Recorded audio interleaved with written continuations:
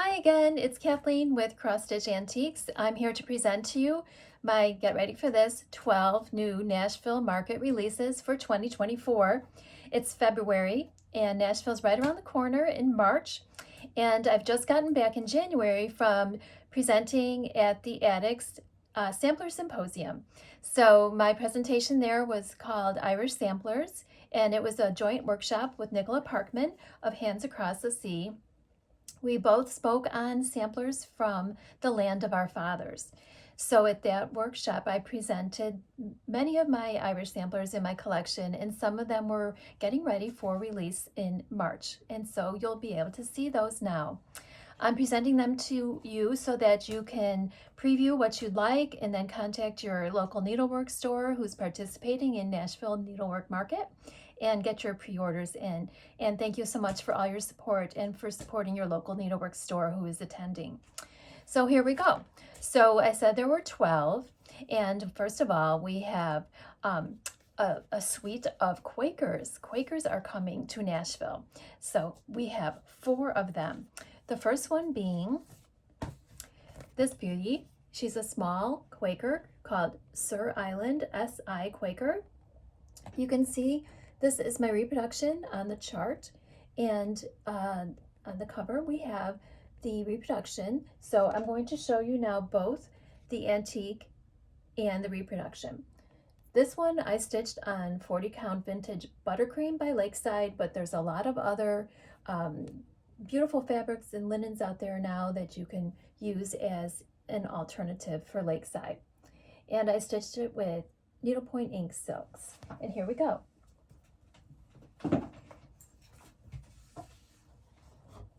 Here we have the beautiful antique. Again, you can see all the very common looking Quakers that are found routinely on Quaker samplers. The half medallions, the lilies of the valley, a lot of the floral motifs from nature. That's the antique. And here we have the beautiful reproduction. And side by side, there you have S.I. Quaker. I really love stitching this one. The colors are magnificent. They're a little bit more unique, more colorful than some of the Quakers that we typically have seen. There's some bold golds and navies and blues. So if you like that color palette, this one could be for you. Okay, the next one we have is Anne Hunt. Anne Hunt, Nalcia 1805. This is a beautiful medallion sampler. This was Attic Sampler Symposium 2023's project, one of 2. Anne Hunt is very similar to one in the collection of Beatrice Potter, probably stitched, in the same school or in the same style. This one was stitched on 46 count maritime white by Lakeside linen with 103 silks, but again, plenty of other linen sources are out there, and in just a pale muted ivory tone is a perfect linen background for this one. So here's Anne Hunt, and let me show you her antique and her reproduction. So this is the very, very old antique. Old in terms of very pale, very wrought. Look at the sides of this. It's very frail. I'm so glad that she has not disintegrated totally so that I was able to reproduce her. She's all in one monotone color, monochrome, and I was able to match from the back the exact color of 103 silk. Oh, I loved stitching this one. It has the very rare alternating medallion borders, very small alphabet up on the top. So there you have the antique. And here is my reproduction, and I do stitch all my own models myself. Here we have the beautiful reproduction. As I mentioned before, it's done on 46 count maritime white. by Lakeside with 103 silks. It's very, very beautiful. And I'm not saying that because I stitched it. I'm saying that because I have a heart for these Quaker medallion samplers. The motifs are just exquisite, and I so enjoyed the variety. It's like finishing a little sampler every time you finish a motif or a half medallion. So I'm going to hold these up side by side, and this again is Anne Hunt. So she's number 2 of my 4 Quakers that are coming to Nashville Market. Then we have Lydia C. Mendenhall. She is a Pennsylvania Quaker. We have some provenance provided on the back, all about Lydia and who she was. So all of my samplers and my charts do contain a lot of history for your information, as much as I can possibly find out. So this is the actual antique, and this one has a lot of specialty stitches. The chart is the called for is 40 count vintage meadow rue. Again, you can choose something very coordinating, that we have plenty of linens out there to choose from these days, with needlepoint ink silks. The specialty stitches are cross stitch over 1, cross stitch over 2, satin stitch, rice stitch, Smyrna cross, Algerian eyelet, 4-sided stitch. It's very, very beautiful. It has a lovely satin stitch swan at the bottom. I'm going to set this down for a second. So this is the antique, so you can see how beautiful the stitching was on this antique, and it's in such fine condition, very, very good condition, so that I did not stitch a model for her at this time. And she is full of beautiful colors as well, and lots of the Quaker significant motifs pop out for us. This one, Lydia Mendenhall. The 4th Quaker sampler that's coming to Nashville Market is AB 1816, and this is a very beautiful, simple Quaker. It's only has 4 colors, and she was the model, which I'm going to show you, is stitched on 46 count Pemberley by Needle and Flax with the 103 silks. And although we don't have a lot of information about who AB 1816 was, that's all we really know about her, we definitely know she was a little Quaker girl.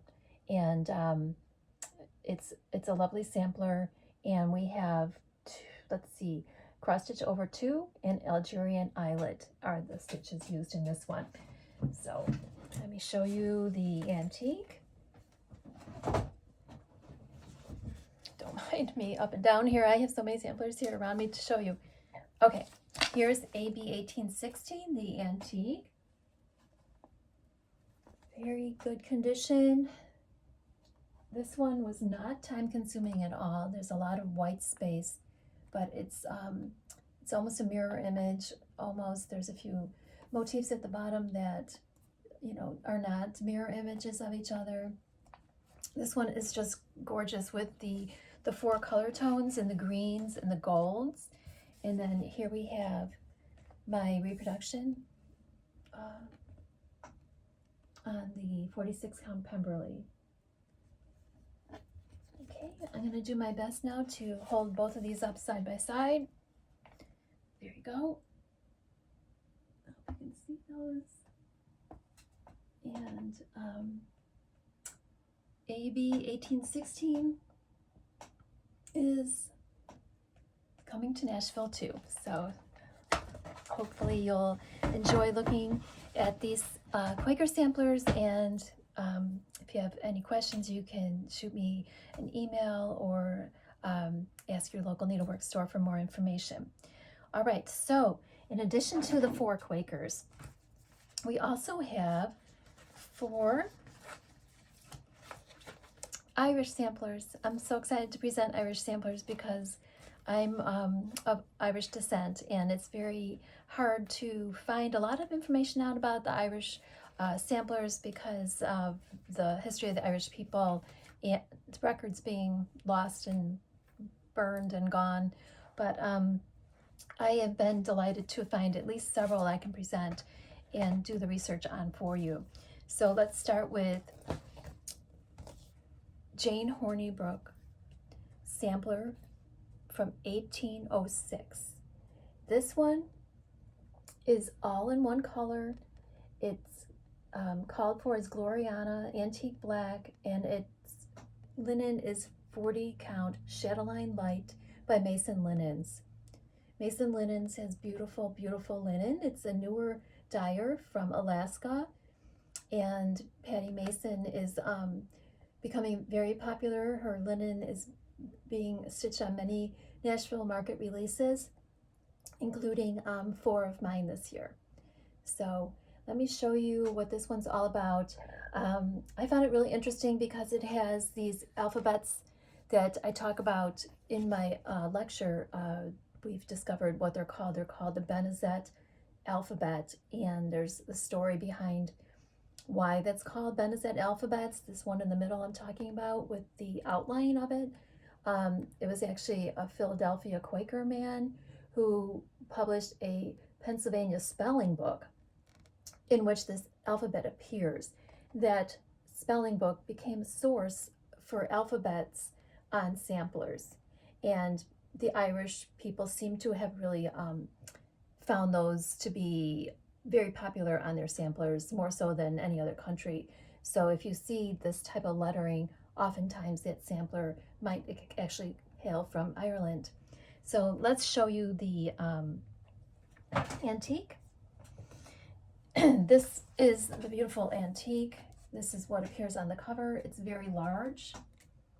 It has the lovely Benezet alphabet here, which is what I'm talking about here, and up at the top and here, all those large capital letters are called Benezet. They also appear in the border. It's the O that's been used as a replicating border. So we know this girl was not a Quaker because she's talking about the Christian faith, and she was a Catholic Irish girl. So, you know, the Quakers and the non-Quakers both used this beautiful alphabet style. Okay, so that one is Jane Hornibrook. Next up, we have the Two Lands, circa 1840. This one we know was from a girl who lived in Ireland, whose family was actually of the descent of Oliver Cromwell. So she originally had English ancestors, and there's history on the back about who Oliver Cromwell was. The poem itself is a verse from a popular poem back in the day called There Is a Land of Pure Delight. Again, it's all in one color.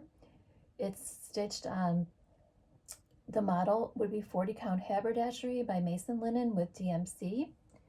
And let me show you the antique. Here we go. It's a beautiful sampler.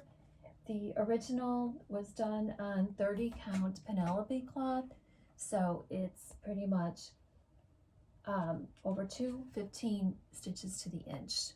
So it's large, and her name was C. Knightley, and there is information that someone had provided on the back about the ancestry of C. Knightley and her history. So by one of her descendants, Thomasina Henrietta Jackson. Okay, so that's just wonderful when you get an antique sampler that somebody took the time to actually put some of the provenance about the stitcher on the back to honor that woman, that young girl, for the future posterity. The next one we have is the Benezet alphabet sampler. Now here we go. This is a very small sampler. It measures only 6 by 7, and this is the antique on the cover, and this is the antique So this sampler simply has the whole alphabet. It has a little bit of a satin stitch border up at the top and then some numbers and satin stitch at the bottom. So it's only, stitch count is 130 by 155. So if you like a smaller sampler, this one's for you. It's done in 5 colors with just the cross stitch over 2 and the satin stitch there at the bottom. Again, another Mason linen reproduction. This one on 40 count button box is suggested, and the DMC, and all of my charts do contain conversions to NPI and 103 silks. So this one is a little unusual. There's the back of it. There seems to have been placed a piece of fabric as a mend for the linen that was really falling apart here in the center where the O is. So someone took the time to do that, but you can see she wasn't the neatest stitcher in town. But no one's perfect, including me, when it comes to stitching. So because of all the research I did on samplers of Ireland as a source, I became fascinated with alphabets. And there were many that I looked at in the resources that I was researching, but also some came up online that came from the vicinity of Wicklow and Waterford area. I was not able to obtain those samplers, but I was able to view some when I traveled to Dublin this past October, and I sat with a woman who wrote a wonderful book called Sewing Samplers and Needlework of the Quakers in Ireland, and her name is Clodagh Grubb. With her, she showed me the vaults with many of these antique, beautiful Quaker samplers contained right there. So I was so intrigued by them that I decided to create my own original sampler based on the alphabets of the Irish people. And I'm going to show that to you now. It's done in the exact same style of some of these antique Quaker Irish samplers, but I used as the source one in my own possession called Elizabeth Martin. She was a Mount Mellick Quaker student. That sampler is available on my website, and it was stitched in 1798. So the source of the one I'm going to show you now are those letters and some of those motifs done in a completely different fashion with red on linen.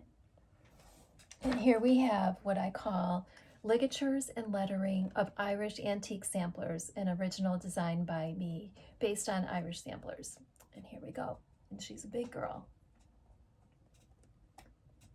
So there you see at the top some smaller alphabets. There's some shamrocks there, the Roman alphabet, the Benazet lettering that I talked about with the double sketching around each letter. Then we have some ligatures, we have some numbers, we even have some exclamation marks, punctuation marks, and the vowels. At the very bottom, I personalized it with my own name, where I live, in Frankfort, Illinois, and underneath that, the 4 ancestral homes of my 4 grandparents. So you can see where they hail from. That was Ballybunion, Newcastle West, Dublin, and Armagh, Ireland. This one was stitched again on the beautiful Mason linen with 103 threads. It's approximately 450 by 400 or so stitch count, but there's a lot of white space, as we call it, so it didn't really take that much time to stitch it all. And it's a beautiful one in the style of the Irish Quaker samplers. So I'm very proud of this one. So I hope you like that too. You can personalize it. The chart is still being published, so you can see a photo of that. I don't have the hard copies yet, but I will be posting on my Instagram, and you'll see them out there on social media from the local shops that are sharing everyone's Nashville releases. So this one's called Ligatures and Lettering of Irish Antique Samplers. Okay, bear with me for a second. I'm going to switch gears. So those were 8. Those were the 4 Quakers and the 4 Irish that are coming to Nashville Market. Now I'm going to show you a very special sampler from Canada. This Canadian sampler is in the private collection of a friend who asked me and honored me to reproduce her sampler. And this one is called Emmeline Hotchkiss. A very, very charming schoolgirl sampler from Lacole, Canada, stitched in 1846. Lacole sits on the border. It's in the province of Quebec, right above New York and Vermont. So we have her sampler, Emmeline Hotchkiss. It's done in only 4 colors, very cheerful, reds and orange, yellows and greens. The conversion is to DMC, NPI 103, and also a combination of gentle art and classic colorworks. So this one is just charming, very, very simplistic, but just speaks of the beauty when it's all combined together. The motifs are just lovely. The stitch count on this is 261 by 187. The original was done on 32 count linen over 2. And this one, the model is suggested to be 36 count Eureka by Fox and Rabbit and DMC. So you can stitch it in any of those other conversions, but there's a lot of history I provided about what was happening in 1846 in Canada, in Lacole, during the time that this little girl stitched her sampler. And sadly, a little bit of information about the stitcher herself, who stitched this when she was 11, but passed away sadly when she was only 14. But we have her sampler, don't we? And that's a treasure to us all. So, Emmeline, you live on. So we have, again, the 4 Quakers, the 4 Irishmen, 1 Canadian, and now we have 2 English girls who are coming to Nashville Market. The first English girl we have is Sarah Welch, 1764. This one you see on the cover is the model. It's stitched on 40 count Tobias by Seraphim linen by me. It's using classic colorworks, weeks dye works, and gentle art threads. 1764 was a very, very long time ago. And when I show you the antique, you'll see that the sampler is really showing her age. We have, 11 different thread colors. And we don't have a lot of history about Sarah, but we do have information provided, the provenance of what was going on in England at the time the sampler was stitched. And we have a couple specialty stitches. There's a sawtooth border, and otherwise it's all done in cross stitch over 2. So let's show you, first of all, the antique. Oh, I'm sorry. Before I show you that, I neglected to show you the actual antique of Emmeline Hotchkiss, the wonderful Canadian girl. And here we have Emmeline's original antique, which is gracing the cover. So this one is, again, very fragile. There's a lot of thread loss. We are very grateful that she remains as vibrant in color as she does. She must have been protected from sunlight, but she is very frayed and fragile, but her charm and beauty shines through. So that's the original antique of Emmeline, the Canadian sampler. Okay, getting back to Sarah Welch, the band sampler from 1764. Here we have the very, very aged looking sampler. I don't even know if you can really even see this very well, but we have the center motif is a tree. There's an undulating border up at the top with the dividing band there, which we've seen on many samplers. Flanking that middle tree are 2 smaller bushes or pots. Then we have a bird motif on trees with pots on either side. Information Sarah Welch wrote about herself underneath that, and then below the undulating border continues from the top, repeating down at the bottom, with the sawtooth border up at the top and at the bottom. So let me show you.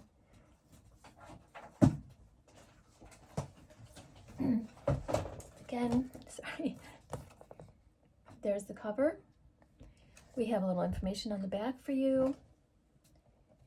And then here is my stitched model. So we have, again, that undulating border up the top, the sawtooth, the trees in the pots, the flowers, another set of pots.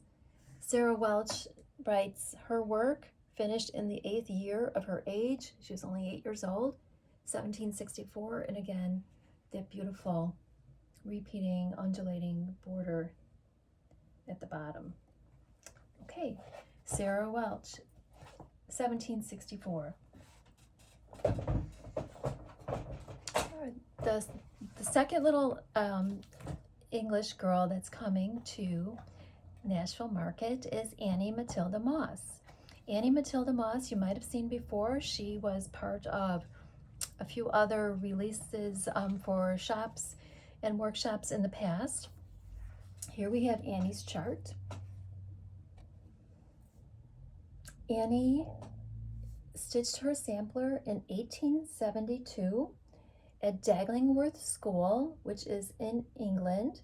This was the sampler that was given freely to the attendees by me as a gift at the Great British Sampler Weekend in October, put on by Nicola Parkman and her friends in England. As it so turned out, Daglingworth School was only 20 minutes away from where the event was held in October. And at least one person traveled there and took photos on social media of this chart in front of Daglingworth School. So I myself did not go there, but Annie did go home to where she first stitched this. So this is a sampler in my collection. It's a beautiful little green monochrome sampler. Here is the antique. I love this sampler. It's beautiful, charming. What I found very moving and appealing to me about this sampler was the motifs that you see throughout this sampler are also found on Bristol orphanage samplers. And this is discussed on the chart, why that is the case. Basically, to put it succinctly, it's because of the little pattern booklets that were widely available in the mid-1850s, being printed in England, Germany, and France. Those pattern booklets were the source of the Bristol orphanage samplers and other samplers made outside of orphanages, but throughout those countries. And so you'll see these similar patterns on all kinds of samplers from that time period. So Annie Matilda Moss, this is her antique, and this is my reproduction. Beautiful little sampler. You can stitch in any color that your heart desires. It could be personalized as well, which the chart provides. It's all done in cross stitch over 2, except that tiny alphabet, tiny because this one's stitched on 46 count linen, the tiny alphabet appearing in the middle. So we have this one again, Annie Matilda Moss, and she is the number 11 release going to Nashville Market. Now, the reason I'm so intrigued with these motifs is because I do own a Bristol. This one eventually will be released to the public. It's been the source of some workshops I've been doing for guilds, and it will be part of the sampler school workshop I'm doing at Hobby House Needlework this May in Rochester, New York, at Pittsford, New York, at Hobby House, in conjunction with an Ackworth sampler and a Weston sampler, Weston School Quaker. So those 3 are the workshop samplers and it's still available for you guys to sign up if you'd like to attend and learn more about Bristol, Beckworth, and West Down School. What I'm really excited about next is to show you my 12th release. And let me just set this here. My 12th release is actually one of those 1851 pattern album booklets. This is in my own private collection. I was so amazed to actually find one, and here it is. See how small that is? This is the exact 1851 Prince Albert Great Exhibition pattern booklet. It's a little paper souvenir that was passed out freely to the ladies in attendance throughout the exhibition, which ran from 1851 in May and closed in October of that year. So May through October of that year. These were souvenirs given out to the ladies attending. There was a little place for a pencil inside those little green holes, and then the inside opens up very like an accordion, and you have 16 different pages of motifs, alphabets, and these have all been painstakingly reproduced by me into a chart form. There we have the Crystal Palace. We have Prince Albert's coat of arms, the ostrich feathers, and we have the cow that we've seen on a lot of Bristol orphanage samplers, and the word souvenir. So what I did was I reproduced each and every one of these 16 pattern plates. They're all included inside this chart for you. And now you have the source at your fingertips of all those beautiful Bristol orphanage samplers, to personalize samplers of your own or to create your own original. Here on the back, you'll see I've included a picture of my Bristol, Amelia Fox, and Annie Matilda Moss, which we just talked about because they are linked together by the motifs in this pattern album. Okay, so there you have it. Those are my 12 releases for this Nashville market. I love my samplers. I love sharing them with you. I would do this if nobody bought them. I would probably just do it anyway. But my delight is to share them with all of you, and I hope that you find them interesting, as well as a lovely way to spend your time in passing the needle through your linen and through your thread. So place your orders with your local needlework market attendees, and we will hopefully be in touch again soon. But in the meantime, as always, I pray that God may hold you in the palm of his hand. Happy stitching. God bless you. Take care.